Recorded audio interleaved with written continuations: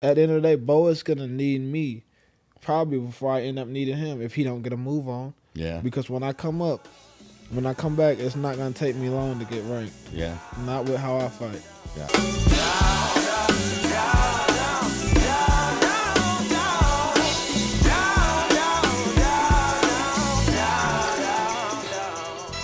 Yo, yo, yo, it's your boy, it's Phil Wham Bam Benamino, and it's another Wham Bam Wednesday. You know, the show about ordinary people who have done extraordinary things, and today is no different. But remember, first, please, I ask you, subscribe, hit the like button. Make sure you put a comment in there. I don't care if you like it. I don't care if you love it. I don't care if you don't like it.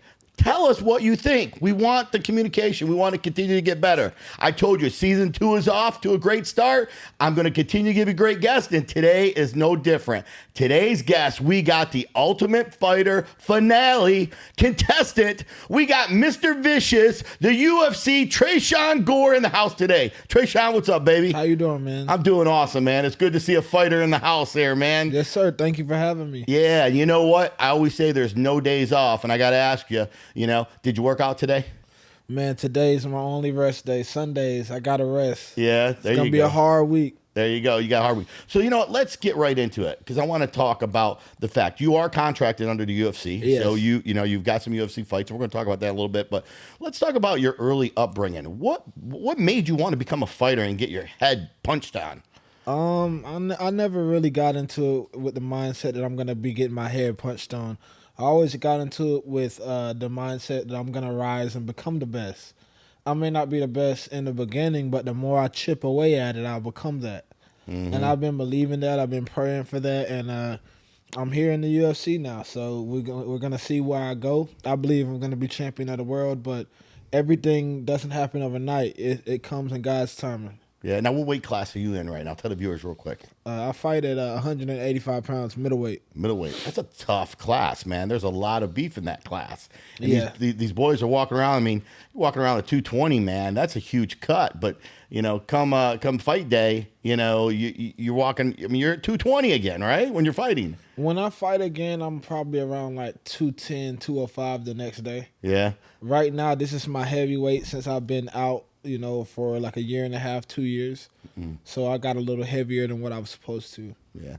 I want to talk about your younger years. Growing up, being a kid, were you very athletic? Were you into sports? What'd you do growing up? I've always been very athletic, always, like my whole life. My mom always has known I was an athlete. My dad is a very athletic guy. And I don't know, man. I really just got into it because mainly I just wanted to. I like how the kids reacted to me when I won fights. Oh, yeah. I used to get bullied and stuff. My mother has a drug problem. My dad has been in prison my whole life. Really? I was very poor growing up, so I got bullied. So I really had to knock a lot of people out. Why is that? Why do you feel like, the kid that doesn't have a lot is the one that gets bullied? Because like I don't know, man. I don't know. People are just mean. Kids are mean, and they're gonna find any angle that they could get on you. And they saw that I was wearing the same outfits, 5, 6 outfits per year. They saw that. They saw that my parents didn't come pick me up like the regular kids' parents, and they took advantage of that. So you've been fighting ever since you were a kid, man. Yeah, I've had to coming up in South Carolina. Like you have to fight, or they're gonna really take advantage of you. Yeah. Now you mentioned your mom had an addiction and stuff. Was that something growing up? Was she able to raise you, or did she go into rehab? What was that like? My mom was still around, still in the household, but I was raised in my grandmother's house, Okay. and but she raised me pretty much all the way until I was probably like 11 or 12, and then cocaine became a problem. Then it graduated from cocaine to crack, and Man, that was back in the 80s. That was crack came out. That was a hard thing to get off of. So, fortunately Yeah. today, she's still using, or is she clean? yeah, she still uses. Does she? So you Yeah. already know what you're dealing with. Yeah, man, So it's got to be rough. it's life. It just made me, when I hit people, I'm gonna make it count. Yeah. Let's just say that I still got some pent up things I want to get out. I'm not an angry person, but like I got a chip on my shoulder. Yeah. There's nothing wrong with having a chip on your shoulder. I always call it chips of confidence. You know what I mean? I like if, that. If you got a confidence chip, it's okay. You know what I Yeah. mean? And there's nothing wrong with walking around that.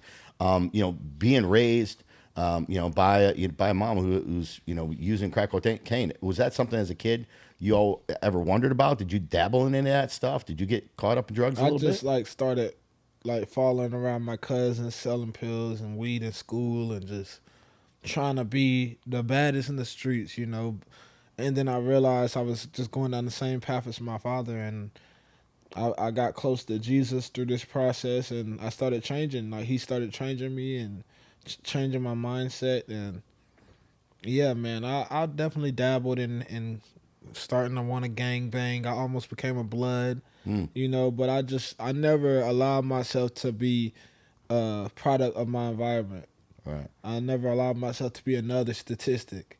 You know, right now I could be just another young black boy wasted away on the streets, and you never got to meet me. Mm. But I decided to get away from South Carolina and to really pursue my dream, and You know, that's what I did. what made you at that point in time? You had to have been young. Like what made you decide? Listen, it's time for me to go. I mean, your father. You said, is your father in prison still today, or is he? He just got out. I don't Oh, really he talk just to him though. you don't talk to him at all. So you Yeah, got no relationship with him at all. no. What did he go to prison for? Do you He you just mind sharing? trafficking drugs. Drugs and stuff. Yeah. So that's something that you were. I mean, it was around you. See, and I tell it's unfortunate because kids today, they are a product It of their wasn't around environment. me much because he wasn't around. He wasn't around. So it's kind of a blessing he wasn't around me, Gotcha. or else I probably would be doing what he did. Gotcha. So you kind of seen a role model of something what you don't want to be, Yeah, and I'm going to change it and make a difference. I just wanted to just always be different. Yeah. Like I always, as a kid, I always strive to be different than the other kids. Mm, I don't want to be like everybody else. I want to be my own great, my own boss. yeah. Well, it sounds like Jesus had a lot to do with that because not every kid gets that opportunity or has the mindset to actually make that change. I know he did. I know he changed the way I think, the way I move, the people that were around me, my environment. He changed. Yeah. Like he doesn't change who do you everything. owe it to? Like, who was the one person that was the most influence in your life besides God? Um, I'll say my mom. My mom, even through her drug problem, like she still has always pushed self belief on me to believe in myself and to like she's been calling me the champion and the man ever since I was a baby. Mm, You know, she used to sing to me when I was 5, 6 years old this mystical song called "The Man Right Here." The man. She used to just sing that to me back to back. I didn't know why, but my mom is definitely a big influence of who I am today.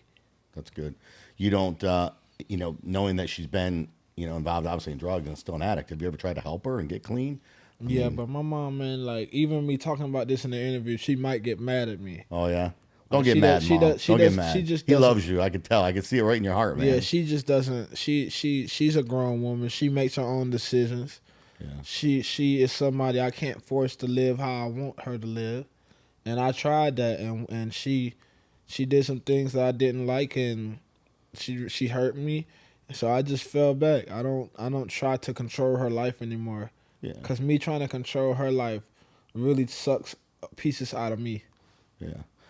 It's well said, and I totally feel you, and I can feel, like I said, I can feel the love, and I can also feel the pain, coming from you and stuff. But Yeah. it's okay to be real and let Mom know exactly how you feel. I think it's important because it sounds like she's still stuck by your side, and she did the best as she could. Some people that are addicts, they can't get clean. Like it's just some people can, some people can't, and it's unfortunate, that they're in that. But knowing who you are and trying to do everything you can to help is all you can do.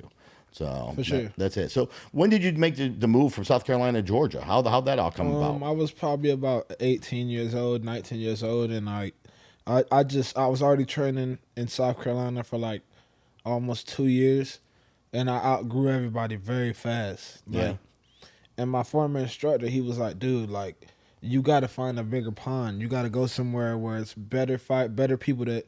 He was like, bro, you got to go. Because I was hurting people left to right in his gym. I was concussing people. And I wasn't doing it on purpose. I just didn't know my own strength. Uh-huh. And he made me leave. And that forced me to find American Top Team in Georgia. Yeah. I was in South Carolina. I had never been out of state before. I was still in the ghetto, but I saw Douglas Lima knocking people out in Bellator, and I said, you know what, I'm gonna train with that guy one day. And one day, I stacked up as much money as I could, got together like 800, and I took a Greyhound to Georgia by myself when I was 19, with the intention of living on the street if I have to become a UFC champion. Mm. So I came down there. I failed. I went broke. I had to come back and restart again. And I came back again with $600 and a wife by my side. We had to go through hell and back, sleeping in cars in the middle of winter, Decatur, Georgia, East Atlanta, all that. Really? So Yeah. you came back, you're married now, you know, you're trying it again. And I mean, that's ultimate sacrifice, dude, when you got your family and no home, no place I to just stay. know that I want more than South Carolina. I got you. And I know I still want more than South Carolina. And I know I still want more than just a UFC contract. Yeah. I'm not here to just be a part of the roster. Gotcha. I'm not one of those guys. I'm different. Yeah. And What I'ma makes you show that. different? What makes you different? What do you think your strength is in your game? Man, I got a lot that makes me different. I don't really can't really explain it, man. My faith in God for one. My speed, my technique, my want to just be different and be diverse. You know, like I feel like I'm just a second to none type of guy, second to none type of fighter, and I feel like I'm gonna do some legendary things in the sport, God willing. Now, what do you do during the day, like for job and stuff, for work? What is your Right job? now, my job is to train 6 hours a day. That's it. Yeah. So how do you live? How do you survive, man, financially? Right now, I have sponsors. I have Okay. a great sponsor that pays me monthly.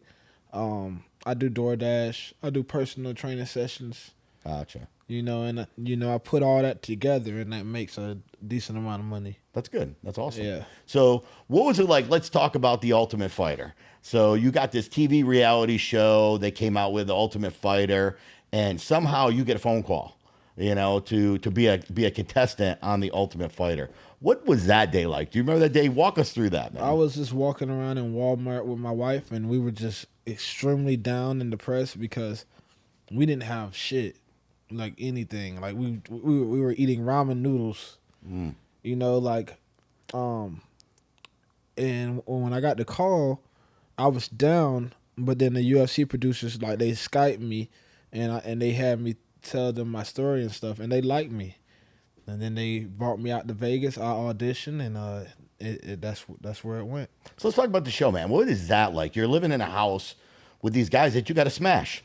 Yeah. You know what I mean? What was that like? I mean, to me, that's got to be different, man. You know, if I know myself, when I compete with somebody, I don't want to hang out with you, man. I want to have breakfast with you, man. I just want to. I just want to stay away from you. I want to focus on your ass. That's you why know? the show is like that. They want to put you in a hostile environment, Yeah. so you can fight and create drama. Like that's the whole point of the show. But- Entertainment. It's entertainment. Yeah. yeah, but I mean, man, like I just stay calm. Ain't no use to fighting nobody when I'm not getting paid. Risk getting kicked out the UFC. You know, I was roommate with a guy that I might possibly fight, Andre Petrosky. You know, Brian Battle. That was also that dude was like pretty much one of my only friends on the show. Oh yeah. You and Brian were tight.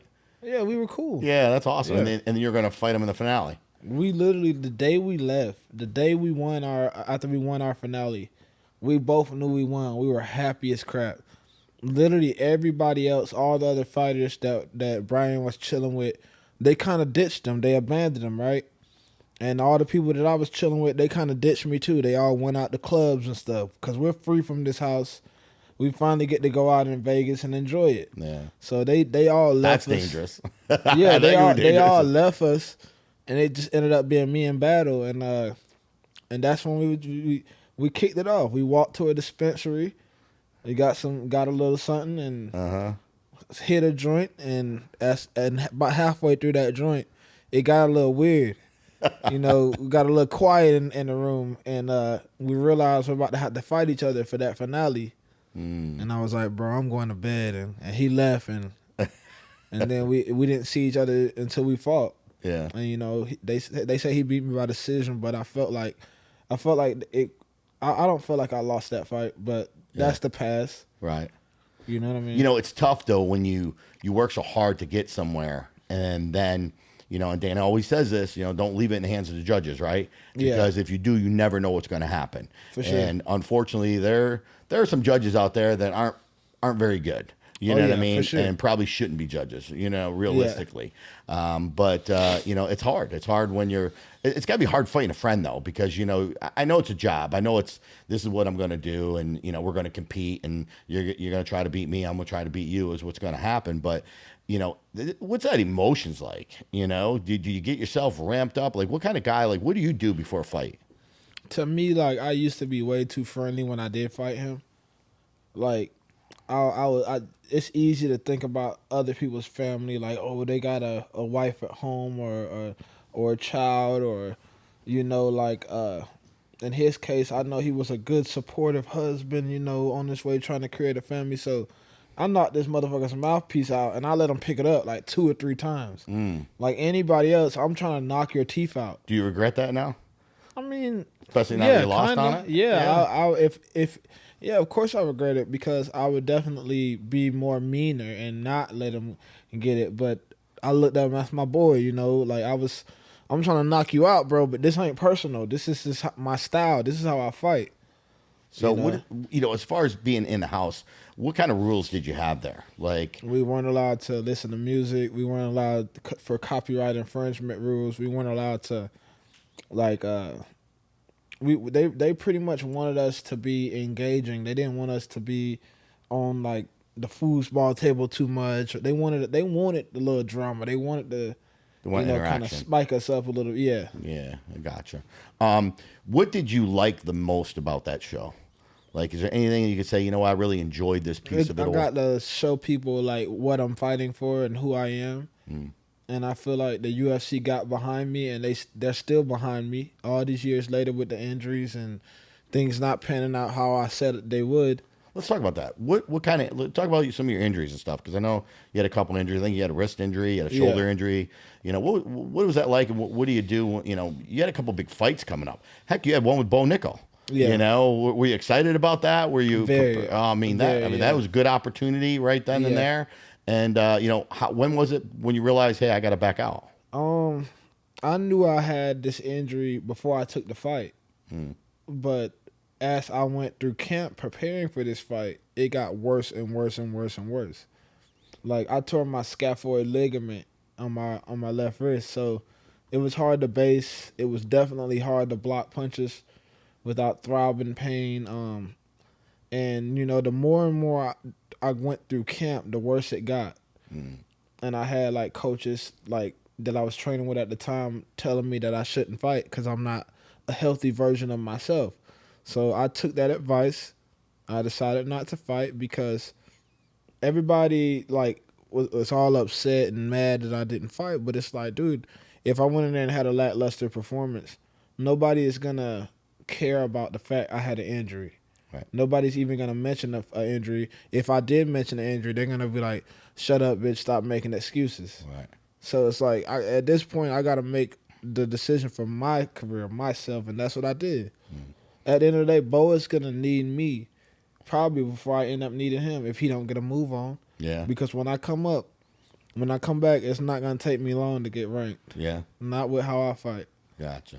So you as far as the injuries go, tell me a little bit about, what you do to take care of your body, especially to today.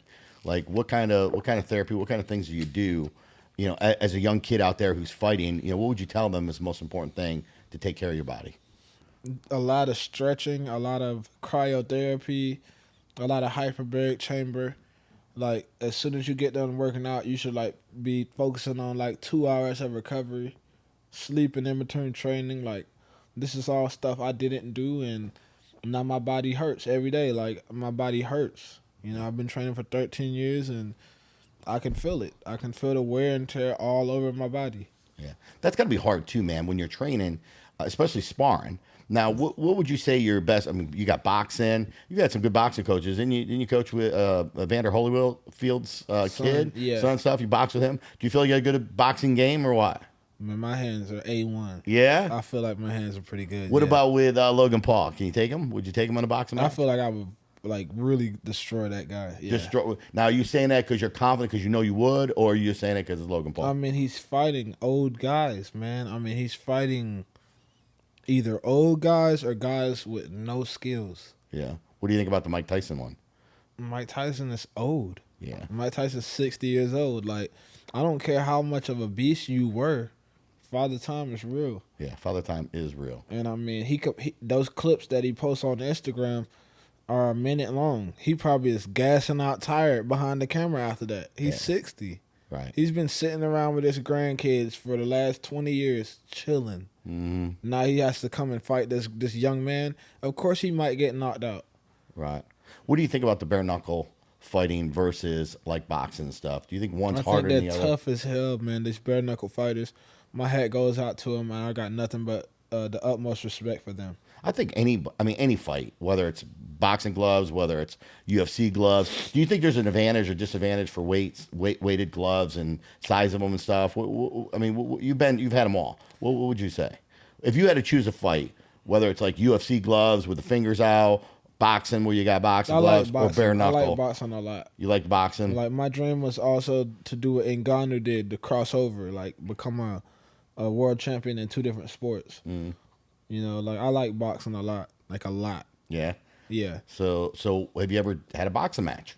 Not yet. Not yet. Have you thought about that? Is that something you? I'm gonna be a world champion in boxing as well one day after Yeah. I become UFC champion. Gotcha. So you're focused. You're laser focused. When's your next UFC fight coming? I'm looking to get in there October. October? Yes, sir. Okay, awesome. Look forward to seeing that. I look forward to it too. UFC, you got the ultimate, opportunity to fight. What's it like getting a contract with UFC? I know a lot of viewers out there. I myself too want to know. I mean, typically they're what, like four fight contracts? Sometimes 4, sometimes more, but I mean, for me, What'd you get?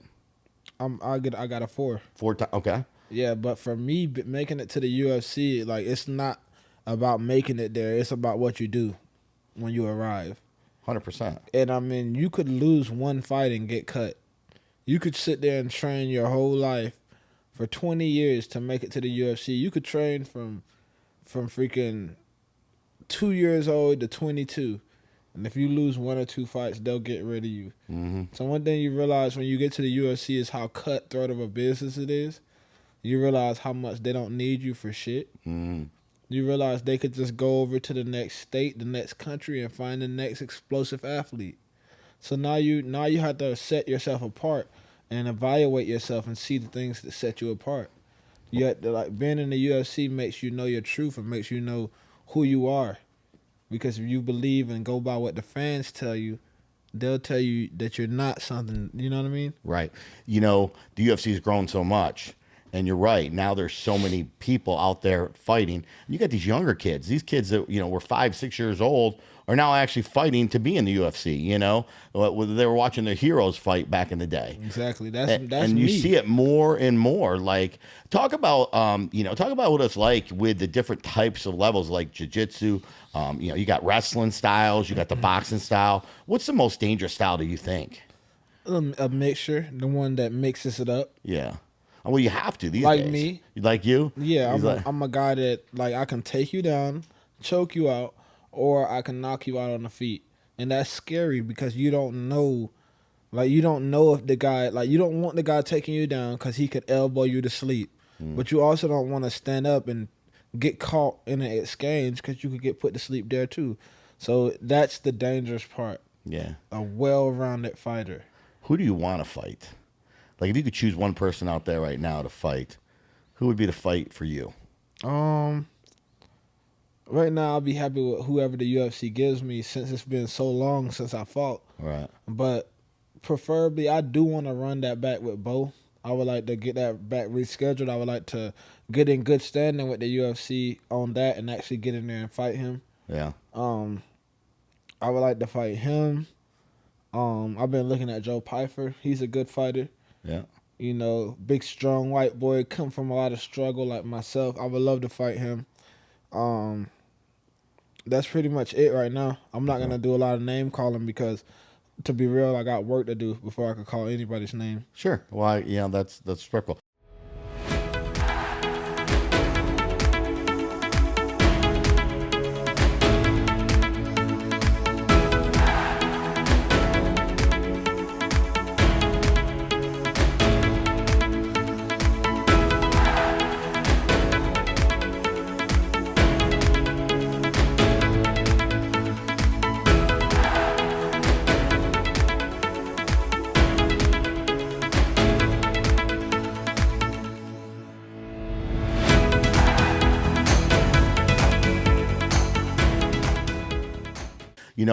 A friend of yours, I know, Torres Finney, was on our podcast. He's getting ready to fight on the Contender, for the second time with Dana White stuff.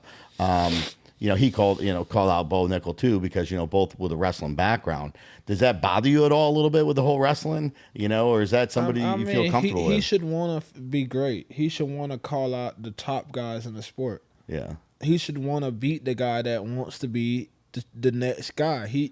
There's nothing wrong with him doing what he's doing. He hasn't called out me. Yeah. He hasn't been disrespectful to me, and that's all that counts. Right. He should want to be great. He should want to fight the number one people that's getting that exposure. That's what he's supposed to do.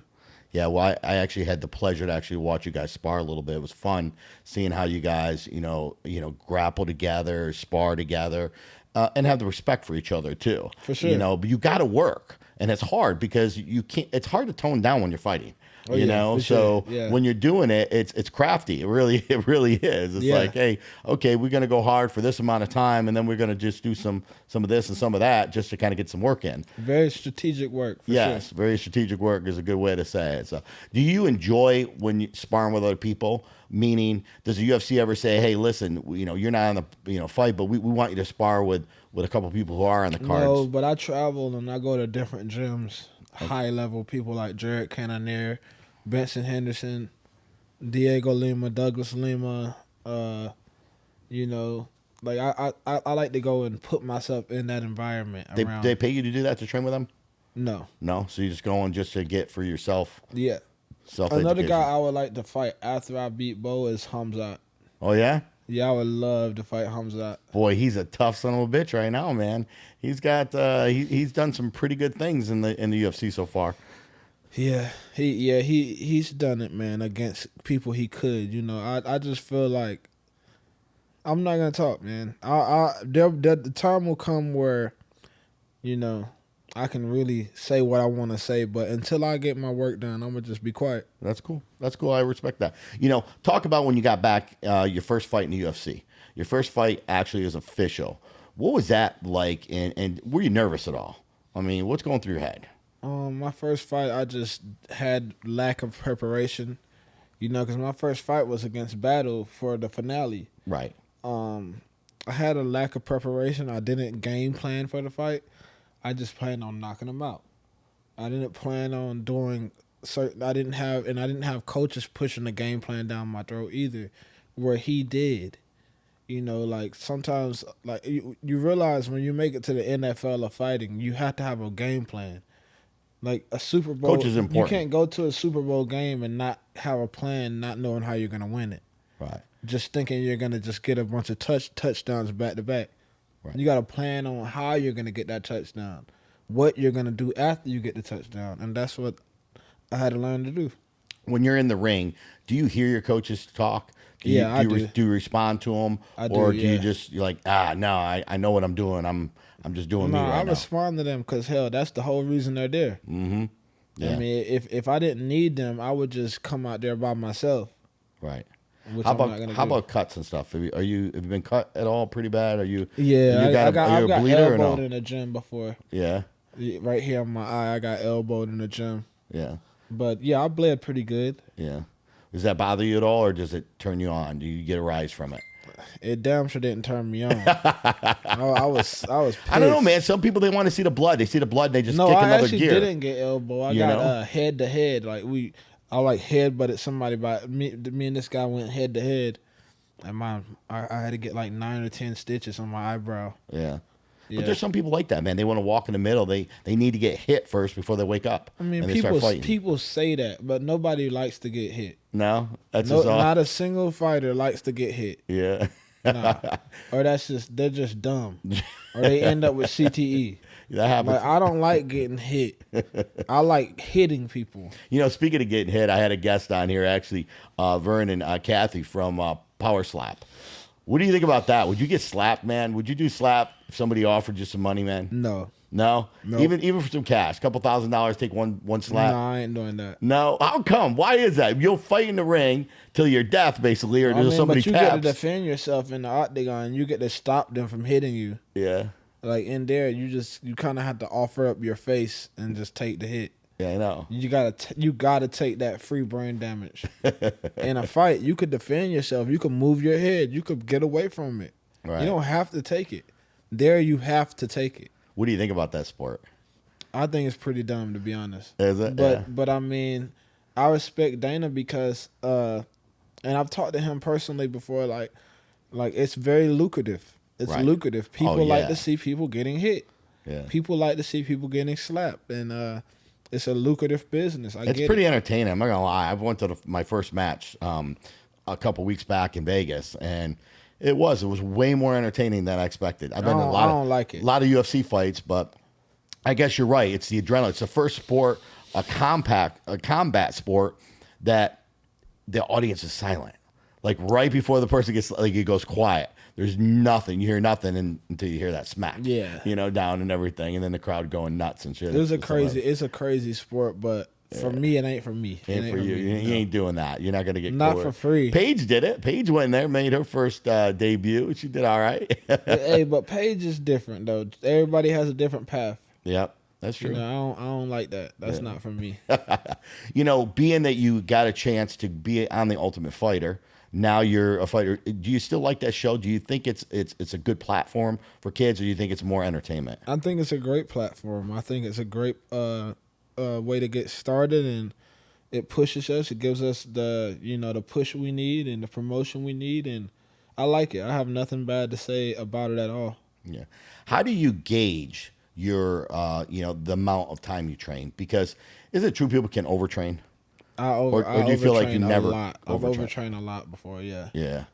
I mean, that's real, right? I mean, a lot your of body just like I've had sessions after I get done training all day where I just get cold very easy. Like I get the shivers really easy, or like sometimes I'll just I don't know, man. Sometimes I'll lose like 10, 11, 12 pounds in a day, and That's a lot. It takes a lot out of you. That's a lot. You talk about discipline. That's some discipline right Yeah, there. It takes a ton out of you sometimes, man. Yeah. As you get older, it's even more. I'll tell you Yeah. that, just from my aspect. I wrestled back in the day, and I could take off weight. Nowadays, it's a lot harder. Yeah, it's super duper hard on the body sometimes. Yeah. Who's your favorite fighter of all time? Like, we got... Anderson Silva. Yeah, Anderson. Yeah. It's a good one. That's a good one. And John Jones and Max Holloway. That's my top three. There you go. That's a pretty good... Jose Aldo as well. I'll put Yeah. him up there. You'll put him up there with it. That's a pretty good platform. John Jones is, obviously, not even arguably, in my mind, the GOAT. You know what I'm saying? Of the UFC. But what a tremendous run he's had, being his backstory. And of course, he hasn't always been the good guy. Yeah. He's been the bad guy many times, but he always turns around doing the right thing on those things. He always goes in there and wins. Yeah, he knows how to do it. Is that somebody you'd get in the ring with? Would you ever get in the ring with him? Would I ever fight John Yeah. Jones if I had an opportunity? Oh, hell yeah. Yeah. That's John Jones, but I'm not gonna like sit there in my next fight or I'm not gonna just call the guy out when he's somebody that paved the way for me. But if I ever had an opportunity to go fight him and beat him, Yeah. of course I'm gonna take that opportunity. Yeah. Do you find that a lot of younger people, they want the names, or do they want the fights? So they want to get the wins first. It just varies on the person. Some people want the names, some people want the fights. Yeah. What do you think the most important thing is about fighting when you're fighting, besides winning, of course? Just making sure your defense is on point so you don't get hurt, and making sure that when you hit your opponent or when you take your opponent down, you got to make it count. Yeah. And I also think it's also important to focus on technique over power and being reckless, because technique will bring you through the fire, man. Yeah. So where did Mr. Vicious come from? Who gave you that nickname? Where'd it come I, from? I had a tournament in South Carolina, and I was like a white belt, and I choked out a black belt. Or no, I got him in an Achilles lock. I got him in a foot lock when I was like a white belt, and I also like tapped out like a brown belt that same day in a Naga tournament. And my coach was like, "Dude, you just vicious, man." And they just started calling me Mr. Vicious from there. Yeah. Through me performing just really mean and tenacious. Yeah. Are you a guy that wants to go to the middle and just like a Max Holloway at the end and let's just go ahead and meet in the middle and I just have start that throwing? in. I have that in me, but I like to just. I don't know, man. I'm just different the way I fight. I like to get to my opponent. I get to him. Yeah. Yeah, I get to him strategically. Now, what about a mental game? How much of that is important in the sport of UFC? It's pretty damn important, man. I do talk a lot of trash like when I'm fighting sometimes. Yeah. But it just depends, man. Like sometimes you could talk trash to some people and it ain't gonna affect them. It's just gonna fire them up. Right.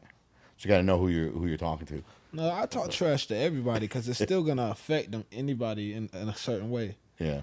If I come to you right now and tell you I'm gonna knock you out in front of your family, like that's gonna fire you up. It's gonna make you fight harder than you ever fought before. But it also can make you run out there and throw a wild punch and leave yourself overextended and get caught. Mm-hmm. Did you ever get knocked out? I got TKO before. Yeah. Yeah. What was that feeling like? Man, was that the first time you went down, or did you ever go out down and practice anywhere else? First time I ever been TKO'd ever. I've been dropped before in practice. With body shots. I've been dropped with face shots before, but never to where I just couldn't defend myself or couldn't like get back up and recover. Yeah. This time I couldn't recover. Like he hit me, and I didn't recover quick enough, and the referee had to stop it. Yeah. What'd that make you feel like? It makes you feel like dirt, man. It makes you feel like trash, but it also makes you realize that you can't just go in there just like overly dependent on God. You got to be dependent on your skills too. Did you feel like I thought it was you did impossible for me to get knocked out? I thought since I was a Christian and I believe I can do all things through Christ, and like I thought that it's impossible for me of all people to get hurt because God is with me, right? Every time I step in there, Jesus is with me, right? Mm-hmm. But I realized that faith without work is dead. I got to do my part with that work. I got to do my part with being strategic. I have to do my part with using the brain God gave me. Mm-hmm. Now, do you think that it was something that you did wrong, or was it that he just got lucky? Yeah, it was something I did wrong. I lost 22 pounds in a day and a half, and I also what else I did? I kept throwing the same leg kick over and over and over again. So you watched No it back. setup. Yeah. I just threw the same leg kick 6 times in a row, 7 times in a row. If you had a guy coming at you throwing, and he threw a right hand at you 10 times in a row at the same rhythm, are you not gonna at some point move your head away from the right hand? Right. I mean, it's common sense. Right. And I just didn't make I didn't move smart that night. Gotcha. And I paid for it. Yeah. So now you know, hey, keeps happening. I'm gonna make a change. I gotta. You gotta switch it up. You gotta be different. You gotta switch it up. Yep. Now, are you?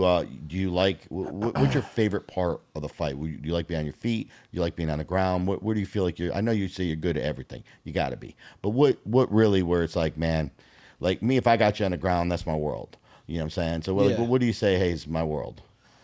Both. Yeah, so Yeah, he's like, I'm gonna stay true to who I am. You like, I don't care. I like the ground and I like the feet, but I like the feet more. Are you a black belt?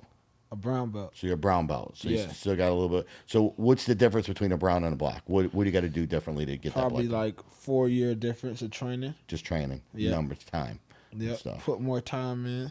Yeah. But I'm a stand-up guy for the most part. I like to starch people. Yeah. Yeah, I like to make people run into stuff that they didn't see. Mm-hmm. Yeah. That's cool. That's good. Let's go back, talk about your child, man. So now you got he's a little boy. Yeah, he's a little boy. Yeah. You know, how old is he now? He's 3. He's 3. What's his name? Trayshawn Gore. Oh, number 2. Yep. All right, Junior. All right, well, Junior. So what are your thoughts with him fighting? Is that something you want to see him do, or is that something you don't want to see him do? I don't want him to fight. Yeah. So, but I mean, come on, he's got dad's his hero right If my now. Your son wants to superhero. fight, I'll put him in it, and I'll make sure he's the best. Yeah. But I'm not gonna force this evil sport on him. Right. Cause sometimes, man, this sport could get evil and gets nitty gritty. These fans don't give a damn about us. They don't. They literally will. I see it every day. You got your colleagues and your buddies. They go fight. They go in there. They pour their heart out. They lose a close decision. You go. You look at the comments. Oh, you should quit and you should retire today. You should go get a warehouse job. Like this dude just trained for 15 years of his life. He had one bad night, and here these people. So I wouldn't put my son in that toxic environment. Yeah, but I think that's part of life, man. I think you get that no matter what you do. It you is. always got people hating on you, man. It doesn't matter. If people can't rise to your It's not just the level. people, though. It's not just the people. It's just the level of fakeness in combat sports. You don't know who, unless you're training with somebody from when you're a kid or when you're a young teenager, you don't really know who's there for you.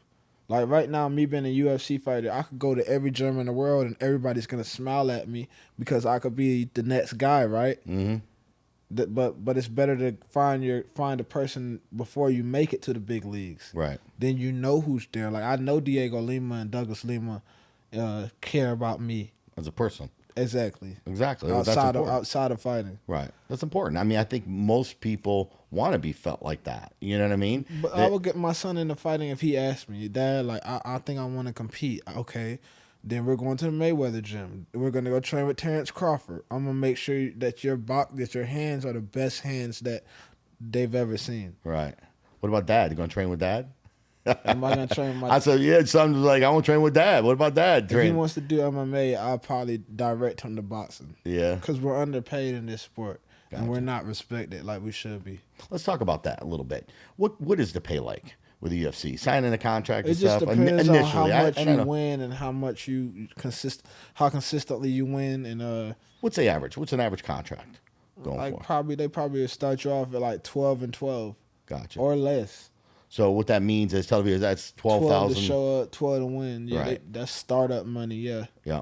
Which isn't a lot when you think about it, because you got camp, you got taxes, trainers, you got to pay, you got food, you got all kinds of taxes are going to eat up 35% of that. But that's probably. like outside of the Ultimate Fighter contract. Like Ultimate Fighter contract, if you got the winning contract, you get a lot more than that. Like I'm more than that. You know what I mean? Right. But that's like the average pay. Like some people start 10-10, 12-12, and move up from there. Mm-hmm. Like I know Paddy the Baddy, like he probably was getting paid when he first started like 14 and 14, but the more he win, the more he renegotiate contracts. Now he's probably getting paid $100,000 to show up, $100,000 to win. Right. He Yeah. got 200 in his last one, I think, just for the bonus. He probably walked away with like 400. Yeah, but still, again, when you're at that level, you got to train more. You got to have better camps, and that stuff costs money. That ain't free, right? Or do they give you that? Do when you're on a card? It's not free. It's not free. Nah. Okay, so when you choose your camp, you choose your own people. This is a nitty gritty ass sport. Yeah, it really is, man.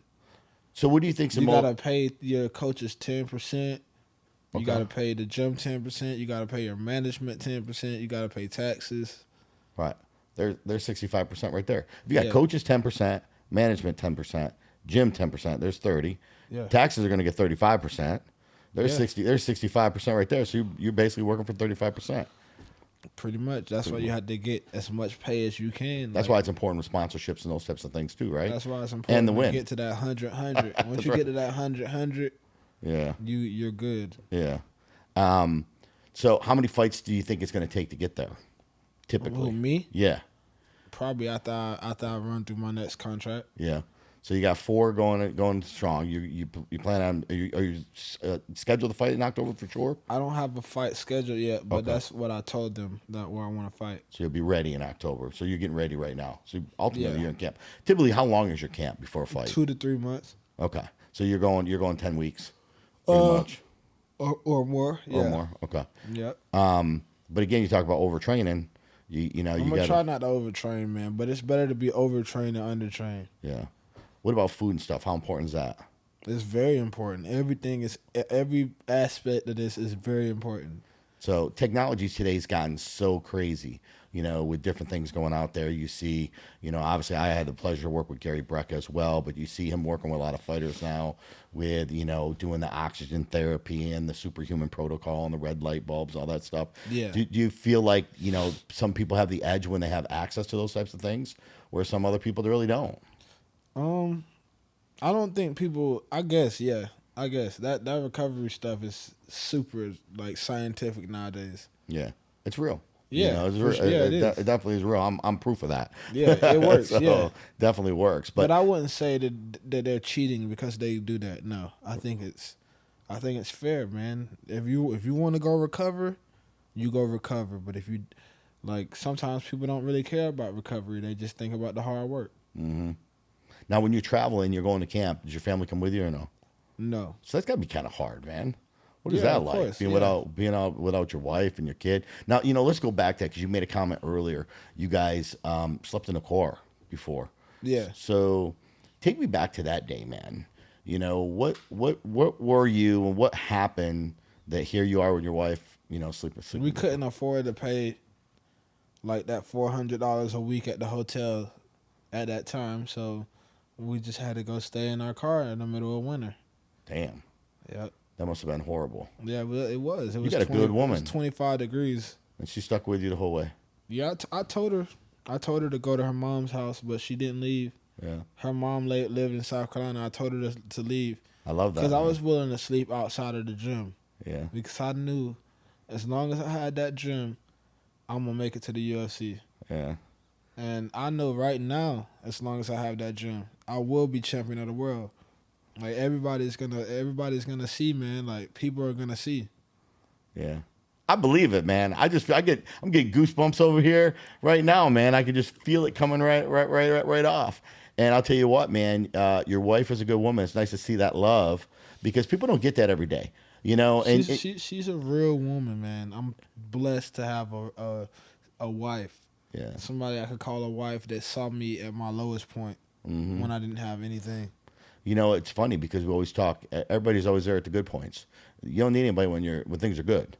It's when things are bad. Who's going to step up to the plate and who's going to be around? Yeah, she stuck with me, man. Yeah. She stuck with me through the times I would come back crying after training sessions. Uh huh. Because sometimes you get your ass beat in there, and you have to just dig through the ass whoopings until you had to go from the phase of being the nail, and you had to become the hammer. Mm-hmm. And you can't accept being the nail. Right. You could accept a position of being a second place person, or you can accept the place of being the boss. I choose to accept to be the boss. Right. Just because I lose one day doesn't make me a quote unquote loser. I just lost on that day. That's right. But I identify this ain't no LGBT stuff. I identify as a boss. I identify as a winner. I lost. I didn't have a great day, but that's how I live my life. I mean, it's funny because a lot of people would look at it. I mean, what's your professional record now? It's like 5-2 or something. Yes, of that sir. sort. So 5-2. People would be like, that's not really that impressive. How's this guy? He's sitting there saying he's going to be the champion of the world, this, that, and the other. Do you feel like everybody has that mentality as a fighter? Like I'm going to be the champion. Well, I mean, I'm different, man, on that. You know why? Because I got there at 3-0. I'm 5-2, but I got to the UFC at 3 wins and 0 losses. Mm-hmm. So my 2 losses came at the highest level. Right. Some people have 5 losses before they even make it to the UFC. Right. Some people have 4. Some people have 10 losses before they make it there. I lost on the highest level on the proven That's grounds. fair. Yeah, that's well said. And on top of that, I lost early in my career at 26, 27 years old. Mm-hmm. So like, yeah, I'm talking like this because I'm not just here to just be a part of the organization. I'm not here to just be a part of the party. I'm not here to just be some big black dude that just can throw a couple punches. No, I'm here to be the best everywhere. Well-rounded, good in grappling, good on the feet, everywhere. You know what, though? Manifestation is real. And you can manifest it. You know what I mean? If you truly believe it and you work towards it, why can't you be? Why not you? It's happening as you speak. Yeah. Like I'm everything's moving into fruition as we speak. Yeah. Like God ain't done with me. Like Oh hell no. I know that I'm different. Yeah. And I know I keep saying that, but I am, man. I really am. Like I'm not like everybody else. I love the confidence. I love the confidence. I'm ready to and just I go believe show it. that. And actually watching you in the gym, I know you're different, and I can see that. I can see the potential. I can see the talent. You know, Thank you, just man. coming Thank through you. for real. It shows. You know what I mean? And even more so, you know, I love the way you handle yourself as a human being. I think that's it tells a lot about somebody's character. You know, you understand what it's like to struggle. And For you know sure, what? man. You know what it's like to fight through that. And a lot of kids today, and a lot of people that are given things to them every day, they don't understand that struggle. You know, they hear about it, they want, but you don't know what it's like when you're hungry. You know Well, what I'm I'm saying? blessed, man, to be able to have people like you around me. You know, I get to come to your big house, man, and I get to be around your young protege who's 23, and I like to be around people of success because it makes me rise mentally, and just seeing your $1 million house or more, it motivates me to get that as well. Like it motivates Do me better. at 30 years old to You know, yeah. I'll say this, and I appreciate that, number one, to know that. But And you know, y'all should strive, man. Y'all should strive. Wham Bam, like, should strive ASAP. that's right. Like, We're doing great things. But for you know sure. what? The one thing I want to say, and I always say this, you know, the house on this doesn't actually define me. You know what I'm saying? You know, and that's the reality. I too grew up. I didn't have water growing up. You know, I grew up, you know, at a tough and different era. You know, It defines your work, though. a lot different than what my kids growing up at. You know, type of thing. But you know, I wanted more as well, and I worked towards that. And there's nobody. And listen, I got bullied, I got laughed at, and today I get a lot of jealous haters. I get a lot of people that they still don't believe. But it's like, you know what? I don't need you to believe in me. Exactly. God believes in me. I believe in me, and I see that in you. You know, That's you all believe that in God. counts, That's man. it. It's all that counts, man. That's what you're waking up to every day. Yes, sir. You know, if you could go back 10 years from now, though, and see the younger you, what would you tell yourself, knowing what you know now, to do differently? I would put myself in a more difficult environment ASAP. Like around, like, if I could go back 10 years, I would go to and train with Khabib for like a whole year with the Dagestanis. You know what I mean? And then I would go to Thailand and train with Bukar. I would just go put myself in the most difficult situations possible, because I know the more difficult the situation, the better I'm gonna be. See, that's so, and that's the difference between you. That's what makes you do, and that's what you look for. You want to make yourself uncomfortable so you can become comfortable with it. Yeah, you know, you might cry at first, you might be upset at first, but when you dig through that upsetness, like on the other side of it is joy. Yeah. So you can't teach that, man. That's something you can't teach. You either have it or you don't.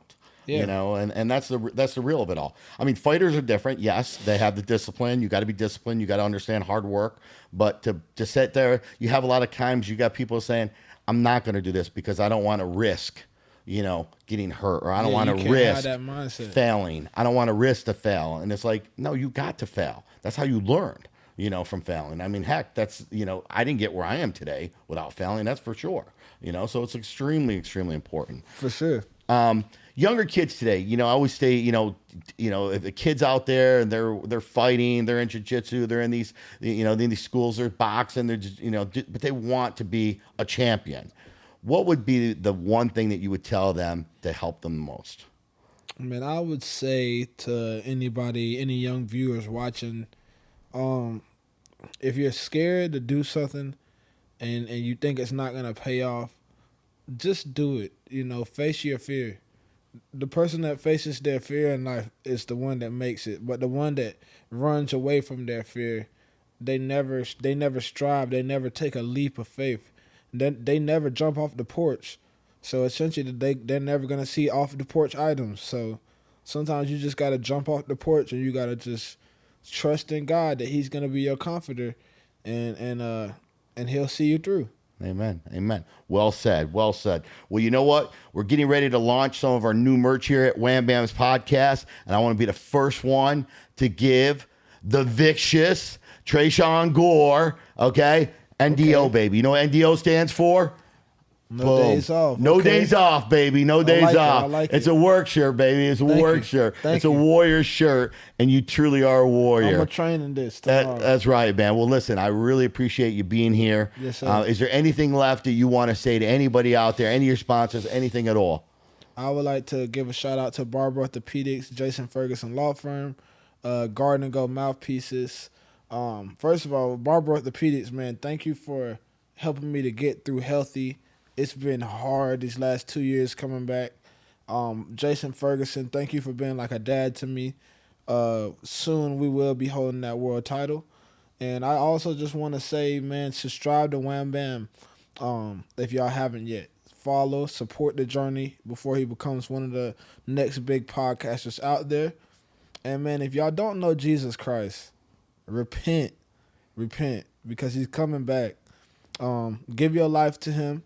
You know, give it a chance. I know you see this big Bible and you think it's a big man-written piece of crap, right? But give it a chance, and I promise you, life will change for the better.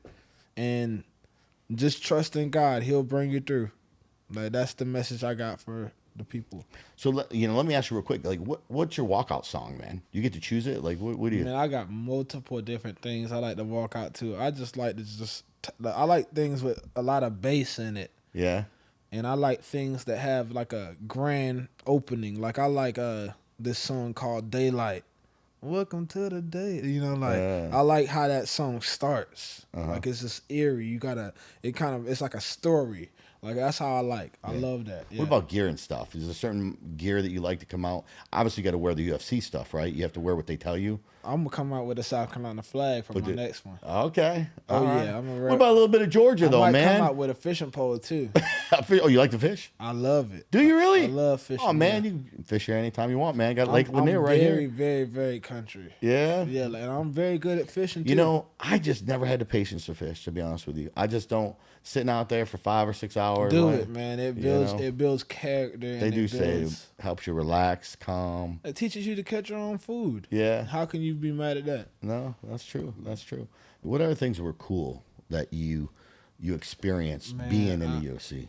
Oh, what? Okay. Yeah. What are some things that you experienced in UFC that were just super cool? You're like, this was meeting the legends and the people that like meeting people that I watch on TV. Yeah. And just seeing how regular they like all these people we grew up looking up to. Jim Carrey, even the people that are outside of fighting, the Jim Carreys, the freaking, they all just had a vision. They all just had a dream that they weren't the same as everybody else. Right. And they stuck to that. And now they're where they're at through self-belief and through busting their butt to get there. Mm-hmm. So What's Dana like? What's Dana like? Dana's a straight-up businessman. If you had conversations, what you see is what you get, huh? He's nice, man. Like for me, he likes me because he knows my situation. He straight up has told me. He was like, bro, my dad was a piece of shit too. He was like, but it motivated me to be nothing like him. Like, he was like, you got the opportunity to make it, kid. You got the right mindset. He's literally told me that. Mm-hmm. So meeting Dana has been very great because I think he likes me. Yeah. I mean, if he didn't, he could have been said, hey, you've been injured. I don't need you anymore. But they still like me and they still giving me a good push. Yeah, that's awesome. Well, listen, man, this is part of the show. We always go through being look at, I even got the Italian flag here on my UFC, jacket here. But Mama Peachy, Italian mom, always cooking in the kitchen. So always say, what's Mama cooking in the kitchen? Today, she made you an Italian lemon Man, this cake. looks incredible. So you gotta try it for Mama Peachy. Okay, and tell me what you taste. think. Oh, I even get a slice. Man, I don't know. Gary, don't get mad at me. Gary Berger not going to be mad at me. I'm going to wait for you to take it back. No, man, your guess first. That's pretty good, man. Is that a pound cake? It's a lemon pound cake? And it tastes like my grandma's. Yeah. Yeah, grandma made some good cake, huh? That's literally exactly how it tastes. Yeah, that's pretty damn good, Ma. Pretty damn good. That is Of course, good. I ain't That's had anything delicious. bad yet. That's why I'm struggling always to get this weight off of me. Hey, we all are. Yeah, good stuff. Oh, yeah, that's pretty delicious, though, man. I like that. Well, there you have it, folks. I can't say it any better than what you just heard from the vicious Trayshawn Gore. Make sure you follow him. He will. I'm gonna put this out there. He's gonna be champion one day. Yes, and sir. remember, folks, as your boy Wham Bam always says, if your life was a movie, would it be worth watching? And if the answer is no, then stop being ordinary and start being extraordinary. Till sir. next Wednesday, baby. This is your boy Wham Bam. Stay positive and keep testing negative. And I'm out. You ain't gonna break this shit, are you? One thing I don't want you to break is your hand, that's all.